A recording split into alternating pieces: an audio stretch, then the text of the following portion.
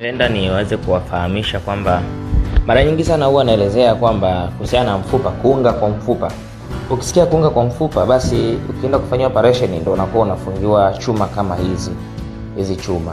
Na hizi chuma ndizo ambazo unaweza kuona watu wanakuja kupata matatizo baadaye. Anapata tunasema ulemavu wa kudumu.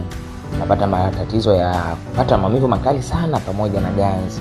Alafu huyu mtu anakuwa anapata tunasema anaenda kuharibu kitu cha sciatic nerves, ambapo baadaye anaweza kupata minor stroke au anapata stroke kwa sababu alishafanya operation na kwenda kuvifunga hivi vichuma hivi ninavyokuonyesha hapa mkononi wangu. Hivi chuma vinakuwa si kitu salama sana.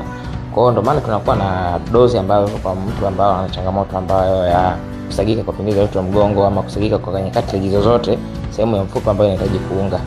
Na tunatumia dozi ambazo ukiweza kuzitumia vizuri kuzifuatisha, unaweza kwenda kuunga mfupa kiurahisi na ukapona. Asante sana.